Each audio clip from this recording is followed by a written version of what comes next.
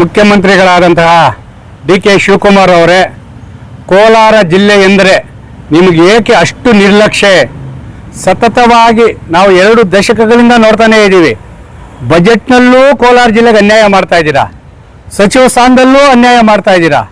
ಇಡೀ ದೇಶಕ್ಕೆ ಹಾಲು, ಹಣ್ಣು, ತರಕಾರಿ, ಅದರ ಜೊತೆಗೆ ಚಿನ್ನ, ರೇಷ್ಮೆಯನ್ನು ಕೊಟ್ಟಂಥ ಕೋಲಾರ ಜಿಲ್ಲೆಯೇ ಈ ರಾಜ್ಯಕ್ಕೆ ಪ್ರಥಮ ಮುಖ್ಯಮಂತ್ರಿಯನ್ನು ಕೊಟ್ಟಿರುವಂತಹ ಹೆಸರುವಾಸಿಯಾಗಿರುವ ಕೋಲಾರ ಜಿಲ್ಲೆಗೆ ಯಾಕೆ ನೀವು ಸಚಿವ ಸ್ಥಾನವನ್ನು ನೀಡ್ತಾ ಇಲ್ಲ?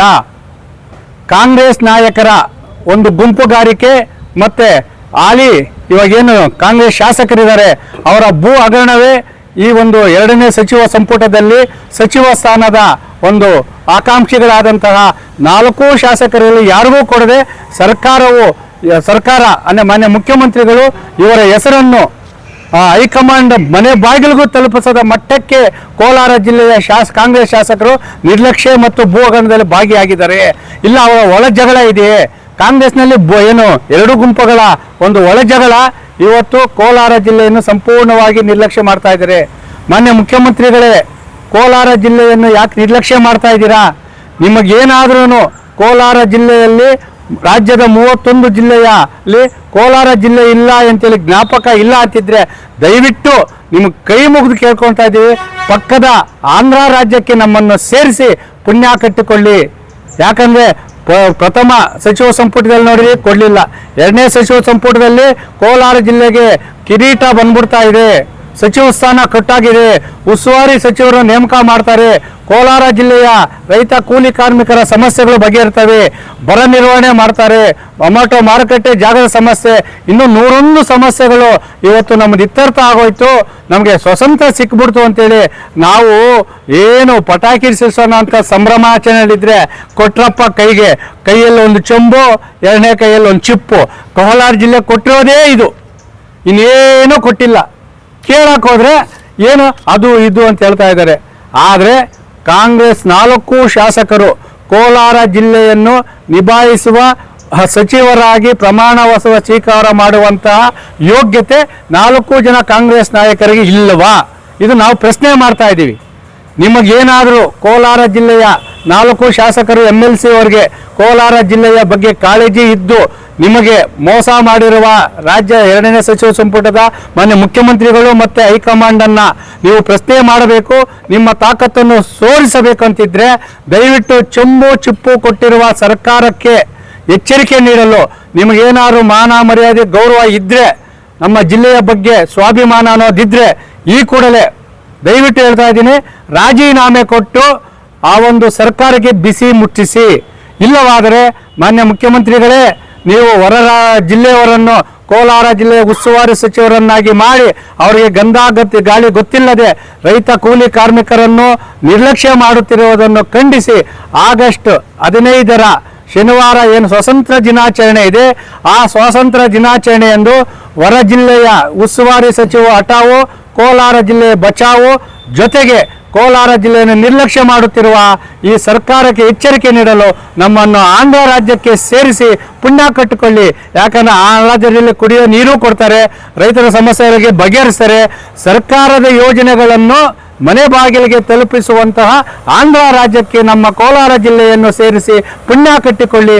ಇಲ್ಲದಿಲ್ಲದೆ 3 ದಿನಗಳ ಒಳಗೆ ಕೋಲಾರ ಜಿಲ್ಲೆಯ 4 ಶಾಸಕರಲ್ಲಿ ಯಾರಿಗಾದರೂ ಸಚಿವ ಸ್ಥಾನ ನೀಡಿ ಅವರಿಗೆ ಉಸ್ತುವಾರಿ ಸಚಿವರು ನೀಡಬೇಕು.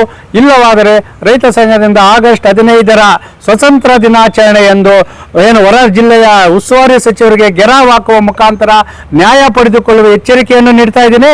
ಕೋಲಾರ ಜಿಲ್ಲೆಯ ಶಾಸಕರೇ, ಒಂದು ಕೈಗೆ ಚೆಂಬು ಒಂದು ಕೈಗೆ ಚಿಪ್ಪು ಕೊಟ್ಟಿರುವ ಸರ್ಕಾರದ ಜನ ವಿರೋಧಿ ಧೋರಣೆಯನ್ನು ಖಂಡಿಸಿ ನೀವು ರಾಜೀನಾಮೆ ಕೊಟ್ಟು ನಿಮ್ಮ ಸ್ವಾಭಿಮಾನವನ್ನು ಉಳಿಸಿಕೊಳ್ಳಿ. ಇಲ್ಲವಾದರೆ ಮೇಲ್ನೋಟಕ್ಕೆ ನೀವು ಡೂಮ್ ಅಂದ್ಬಿಟ್ಟು ನಮ್ಮ ಕೋಲಾರ ಜಿಲ್ಲೆಗೆ ಚಿಪ್ಪೇ ಸಾಕು ಅಂತೆಲ್ಲ ಕಟ್ಟಿದ್ರೆ ನಿಮ್ಮ ಕಾಂಗ್ರೆಸ್ಗೆ ಮುಂದಿನ ದಿನಗಳಲ್ಲಿ ಪಾಠ ಕಲಿಸುವ ಎಚ್ಚರಿಕೆಯನ್ನು ನೀಡ್ತಾ ಇದ್ವಿ. ಸಚಿವ ಸಂಪುಟದಲ್ಲಿ ಕೋಲಾರ ಜಿಲ್ಲೆಗೆ ಸಚಿವ ಸ್ಥಾನ ನೀಡದ ಹೈಕಮಾಂಡ್ ಮತ್ತು ಡಿ.ಕೆ. ಶಿವಕುಮಾರ್ ವಿರುದ್ಧ ಕಾಂಗ್ರೆಸ್ 4 ಶಾಸಕರು ಹಾಗೂ MLC ಅವರು ಏನು ಮಾಡ್ತಾ ಇದ್ದೀರಾ? ಕ್ರಮ ಕೈಗೊಳ್ಳದೆ ನೀವು ರಾಜೀನಾಮೆ ಕೊಡದೆ ಏನು ಪೂರಿ ತಿಂತಾ ಇದ್ದೀರಾ? ದಯವಿಟ್ಟು ನನಗಂದ್ರೆ ಅನಿಸ್ತಾ ಇದೆ, ನೀವು ಪೂರಿ ತಿನ್ಕೊಂಡು ಆರಾಮಾಗಿರೋದು ಬೆಸ್ಟು. ಕಾಂಗ್ರೆಸ್ ನಾಯಕರ ಒಳ ಜಗಳ ಇವತ್ತು ಸ್ಫೋಟಗೊಂಡೈತೆ. ಕೂಗಳತೆ ದೂರ ಇರೋದು 70 ಕಿಲೋಮೀಟರ್ ದೂರದಲ್ಲಿರೋದು ಕೋಲಾರ ಜಿಲ್ಲೆ ಬೆಂಗಳೂರಿಗೆ ವಿಧಾನಸೌಧಕ್ಕೆ. ಆದರೂ ಸಹ 10 ವರ್ಷಗಳಿಂದ ನೋಡ್ತಾ ಇದ್ದೀವಿ, ಯಾವುದೇ ಸರ್ಕಾರ ಬರಲಿ ಕೋಲಾರ ಜಿಲ್ಲೆಗೆ ಸಚಿವ ಸ್ಥಾನದ ಭಾಗ್ಯ ನಾವು ಕೊಡ್ತಾ ಇಲ್ಲ. ಆದರೆ ಏನು 2ನೇ ಸಚಿವ ಸಂಪುಟದಲ್ಲಿ ಕೋಲಾರ ಜಿಲ್ಲೆಗೆ ಸಚಿವ ಸ್ಥಾನ ನೀಡ್ತಾರೆ ಅಂತೇಳಿ ವಾದ ವಿವಾದ ಮಾಡೋ, ಆರೋಪ ಪ್ರತ್ಯಾರೋಪ ಭ್ರಷ್ಟಾಚಾರ ಮಾಡ್ಕೊಂಡು ಎಲ್ಲ ಶಾಸಕರು ಒಂದಾದರು, ಹೈಕಮಾಂಡ್ಗೆ ಹೋದರು. ಏನು ಒಂದು ಲಿಸ್ಟ್ ಇಷ್ಟುದ್ದ ಐತೆ ಅಂತ ಹೇಳ್ಬಿಟ್ಟು ಪೂರಿ ತಗೊಂಡು ಯಾವಾಗ ಪೂರಿ ತಿನ್ಕೊಂಡು ಹೋಗಿ ಹೋಗಿ ಹೋಗಿ ಇವಾಗ ಏನಾಗಿದೆ ಅಂದರೆ, ನೋಡಪ್ಪ ಕೋಲಾರ ಜಿಲ್ಲೆ ಶಾಸಕರಿಗೆ, ಕಾಂಗ್ರೆಸ್ ಶಾಸಕರಿಗೆ ಸಚಿವ ಸ್ಥಾನ ಪಡೆಯುವ ಭಾಗ್ಯ ಇಲ್ಲ. ಒಬ್ಬೊಬ್ಬ ಶಾಸಕರದು ಒಂದೊಂದು ಪುರಾಣ. ಮಾಲೂರಿಗೆ ಹೋದ್ರೆ ಬೆಂಗಳೂರವ್ರಿಗೆ ಮಾರಾಕವ್ರೆ, ಬಂಗಾರಪೇಟೆಗೆ ಹೋದ್ರೆ SN ಸಿಟಿ ಮತ್ತು ಇದಕ್ಕೆ ಮಾರಾಕವ್ರೆ ಅನ್ಕ CJ ರಾಯ್ಗೆ ಅವ್ರಿಗೆ ಮಾರಾಕಿದ್ದಾರೆ. ಇನ್ನು KGF ಕೇಳಂಗೆ ಇಲ್ಲ, ಆಂಧ್ರ ಅವ್ರಿಗೆ ಮಾರಾಕವ್ರೆ. ಇನ್ನು ಇರೋದು ಕೊತ್ತೂರು ಮಂಜಣ್ಣ ಅವರು ಪಾಪ, ಯಾಕಂದರೆ ಅವ್ರು ಸಿಂಗಪೂರು ಪಂಗಪೂರು ಮಾಡಿ ಮಾಡಿ ಮಾಡಿ ಮಾಡಿ ಅವ್ರು ಏನೂ ಮಾತಾಡೋಂಗಿಲ್ಲ, ಯಾಕಂದ್ರೆ ಜಾತಿ ಪ್ರಮಾಣ ಪತ್ರ ಸಮಸ್ಯೆ ಇದೆ. ಆದರೆ MLC ಅನಿಲ್ ಆಗೋಯ್ತು, ಬ್ಯಾನರ್ಗಳು ಹೊಡೆಸಾಕಿದ್ರು, ಎಲ್ಲ ಹೊಡೆಸಾಕಿದ್ರು, ಆದರೆ ಸಚಿವ ಸಂಪುಟ ಸ್ಥಾನ ಅಂತೂ ಇರಲಿಲ್ಲ. ನಾವು ಕೇಳ್ತಾ ಇರೋದೇನು ಗೊತ್ತಾ, ಇವತ್ತು ಪೂರಿನ ಮುಂದೆ ಇಟ್ಕೊಂಡು ಪೂರಿ ತಿನ್ಕೊಂಡು ಕೇಳ್ತಾ ಇದ್ದೀವಿ, ದಯವಿಟ್ಟು ಕೋಲಾರದ ಕಾಂಗ್ರೆಸ್ ಶಾಸಕರು, ಜಿಲ್ಲಾಧ್ಯಕ್ಷರು, ಯಾರು ನಿಮ್ಮ ಕಮಿಟಿ ಕಾಂಗ್ರೆಸ್ ಇದ್ದಿದ್ದು ಪಕ್ಷ ಇದೆ, ದಯವಿಟ್ಟು ಪೂರಿ ತಿನ್ಕೊಂಡು ಆರಾಮಾಗಿ ಇದ್ಬಿಡಿ, ಇಲ್ಲ ರಾಜೀನಾಮೆ ಕೊಟ್ಬಿಟ್ಟು ಮನೆಗೆ ಬರ್ರಿ. ಅದು ಬಿಟ್ಟು ನಿಮ್ಮ ಕೈಯಲ್ಲಿ ಇನ್ನೇನು ಆಗಲ್ಲ. ನಾನು ಬಳೆ ತರಿಸ್ಕೊಂತ ನಿಮ್ಗೆ ಹೇಳಲ್ಲ, ಪೂರಿ ಯಾರು ತಿನ್ರಿ. ಅಲ್ಲ, ಕೋಲಾರ ಜಿಲ್ಲೆ ಏನು ಪಾಪ ಮಾಡಿದೆ ಗೊತ್ತಿಲ್ಲ ಸರ್ಕಾರಕ್ಕೆ. ಅಧಿಕಾರ ಹಿಡಿಬೇಕಾದ್ರೆ ಮುಳಬಾಗಿಲು ಕೂಡ್ಮೇಲೆ ಬರ್ತಾರೆ, ಗಣಪತಿ ದೇವಸ್ಥಾನದಲ್ಲಿ ನಾವು ಪೂಜೆ ಮಾಡಿಬಿಟ್ಟು ಗೆದ್ದು ಬಿಡೋಣ ಅಂತೇಳಿ. ಅವತ್ತಿರೋಂತಹ ಕೋಲಾರದ ಕಾಳಿಗೆ ಇವತ್ತು ಸಚಿವ ಸ್ಥಾನ ಯಾಕೆ ಕೊಡ್ತಾ ಇಲ್ಲ? ಬಂಗಾರಪೇಟೆ ಶಾಸಕರಾದ SN ನಾಡಗೌಡ ಆಗೋಯ್ತು ಅಂತ ಹೇಳ್ಕೊಳ್ರು, ಆಗಿಲ್ಲ.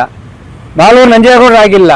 ಆದರೆ ಇವರು ಆರೋಪ ಪ್ರತ್ಯಾರೋಪ ಭ್ರಷ್ಟಾಚಾರ ಮಾಡಿಕೊಂಡು ಎಲ್ಲ ಒಂದಾದರೂ ಕೋಲಾರ ಕೊಟ್ಟಿದ್ದೆ ಗೊತ್ತಾ, ಚಿಪ್ಪು ಒಂದು ಚೆಂಬು ಕಡೆ ಕೊಟ್ಟಿರೋದೇನು ಗೊತ್ತಾ, ನೋಡಪ್ಪ ಶಾಸಕರೇ ನೀವೇನು ಮಾಡೋಕ್ಕಾಗಲ್ಲ, ಪೂರಿ ತಿನ್ಕೊಂಡು ಆರಾಮಾಗಿದೆ ಅಂತೇಳಿ ಕೊಟ್ಟಿದ್ದಾರೆ. ನಾವು ಅದೇ ಕೇಳ್ತಾ ಇರೋದು, ಮಾನ್ಯ ಮುಖ್ಯಮಂತ್ರಿಗಳೇ, ಅವರು ಕಾಂಗ್ರೆಸ್ ಶಾಸಕರು MLC ಅವರು ಪೂರಿ ತಿನ್ಕೊಂಡಿರ್ತಾರೆ, ನಮ್ಮನ್ನು ಎತ್ಕೊಂಡ್ಬಿಟ್ಟು ಆಂಧ್ರ ಹಾಕ್ಬಿಡಿ. ಇಲ್ಲ ಅಂದರೆ ಆಗಸ್ಟ್ 15ನೇ ತಾರೀಕು ಯಾವ ರೀತಿ ಹೋರಾಟ ಆಗ್ತದೆ ನಾವು ಹೇಳೋಕ್ಕಾಗಲ್ಲ. ನಾವು ಅದು ಕೇಳ್ತಾ ಇರೋದಿಷ್ಟೇ, ಕಾಂಗ್ರೆಸ್ ಶಾಸಕರಿಗೆ ಕೋಲಾರ ಜಿಲ್ಲೆ ಸಚಿವ ಸ್ಥಾನ ಪಡೆಯುವ ಯೋಗ್ಯತೆಯೂ ಇಲ್ಲ. ಆ ಯೋಗ್ಯತೆ ಇಲ್ಲದಂತಹ ಕಾಂಗ್ರೆಸ್ ಶಾಸಕರು MLC ಅವರಿಗೆ ನೈತಿಕತೆ ಹೊಣೆ ಹೊತ್ತು ರಾಜೀನಾಮೆ ನೀಡಬೇಕು, ಇಲ್ಲ ಪೂರಿ ತಿನ್ಕೊಂಡು ಇರಿ ಅಂತೇಳಿ ಎಚ್ಚರಿಕೆ ನೀಡ್ತಾ ಇದ್ದೀವಿ.